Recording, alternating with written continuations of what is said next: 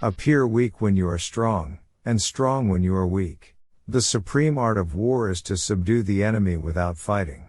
If you know the enemy and know yourself, you need not fear the result of 100 battles. If you know yourself but not the enemy, for every victory gained you will also suffer a defeat. If you know neither the enemy nor yourself, you will succumb. Let your plans be dark and impenetrable as night, and when you move, fall like a thunderbolt. Supreme excellence consists of breaking the enemy's resistance without fighting. In the midst of chaos, there is also opportunity. Victorious warriors win first and then go to war, while defeated warriors go to war first and then seek to win. If your enemy is secure at all points, be prepared for him. If he is in superior strength, evade him. If your opponent is temperamental, seek to irritate him. Pretend to be weak, that he may grow arrogant. If he is taking his ease, give him no rest. If his forces are united, separate them. If sovereign and subject are in accord, put division between them. Attack him where he is unprepared, appear where you are not expected. The greatest victory is that which requires no battle. To know your enemy, you must become your enemy. Engage people with what they expect. It is what they are able to discern and confirms their projections. It settles them into predictable patterns of response, occupying their minds while you wait for the extraordinary moment. There is no instance of a nation benefiting from prolonged warfare. Treat your men as you would your own beloved sons. And they will follow you into the deepest valley. Even the finest sword plunged into salt water will eventually rust. Move swift as the wind and closely formed as the wood. Attack like the fire and be still as the mountain. When you surround an army, leave an outlet free. Do not press a desperate foe too hard. Opportunities multiply as they are seized. When the enemy is relaxed, make them toil. When full, starve them. When settled, make them move. Who wishes to fight must first count the cost. If you wait by the river long enough, the bodies of your enemies will float by. Know yourself and you will win all battles.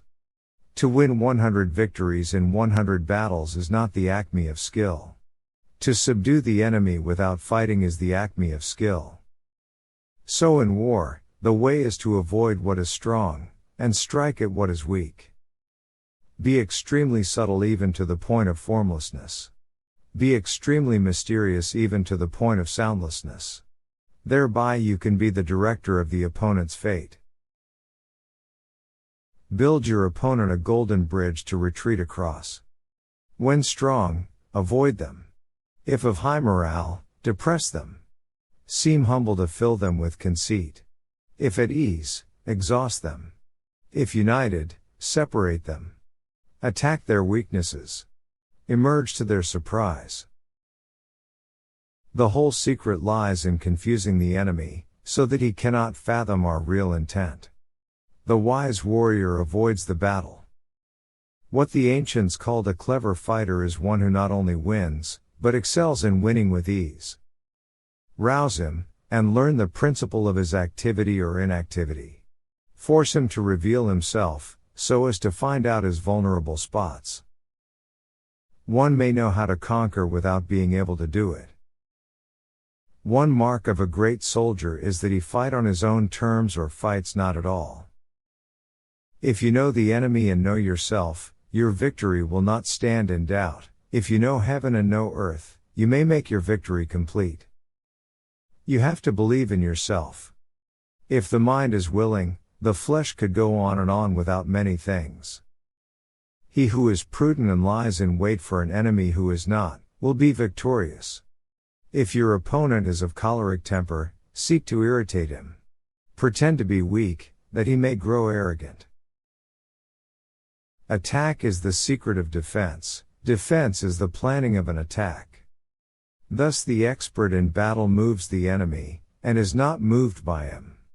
There are roads which must not be followed, armies which must not be attacked, towns which must not be besieged, positions which must not be contested, commands of the sovereign which must not be obeyed.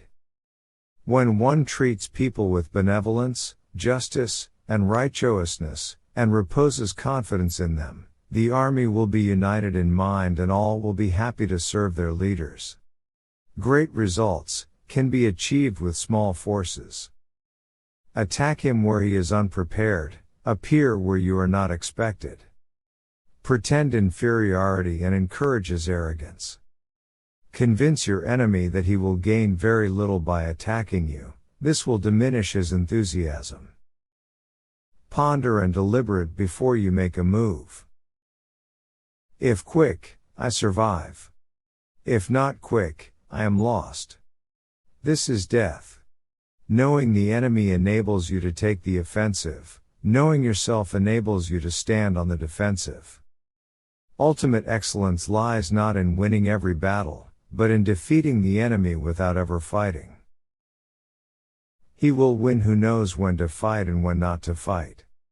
To secure ourselves against defeat lies in our own hands, but the opportunity of defeating the enemy is provided by the enemy himself.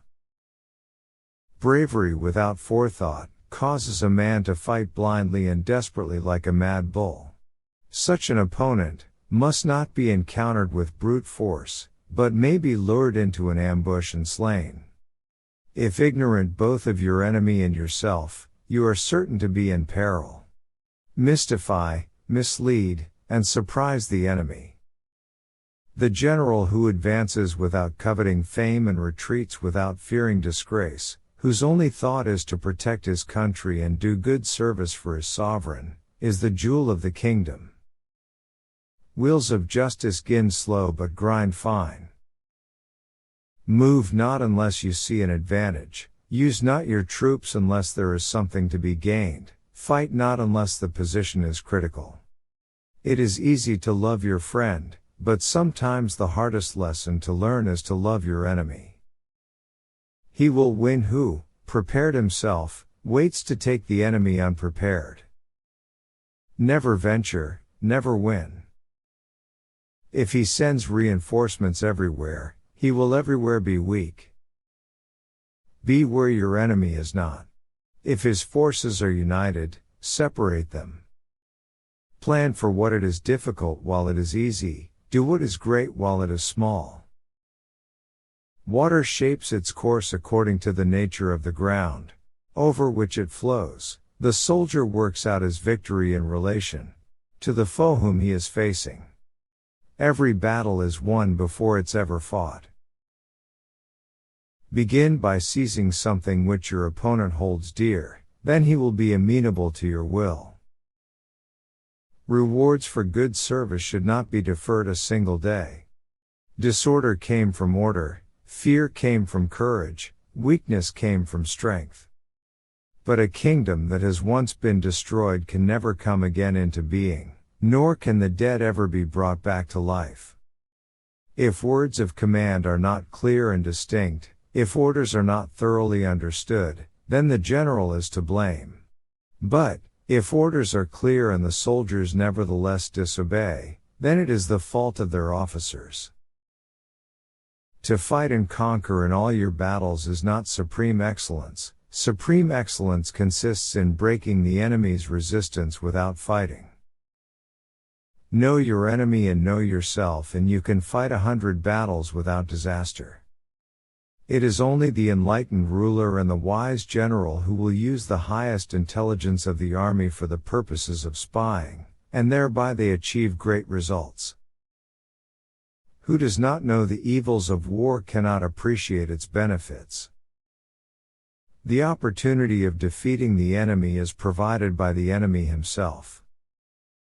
Conform to the enemy's tactics until a favorable opportunity offers, then come forth and engage in a battle that shall prove decisive.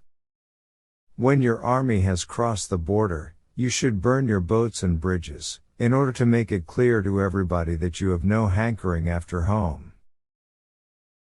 If you know yourself but not the enemy, for every victory gained you will also suffer a defeat. Know thyself, know thy enemy. 1,000 battles, 1,000 victories. If you fight with all your might, there is a chance of life, whereas death is certain if you cling to your corner. Do many calculations lead to victory, and few calculations to defeat? Success in warfare is gained by carefully accommodating ourselves to the enemy's purpose.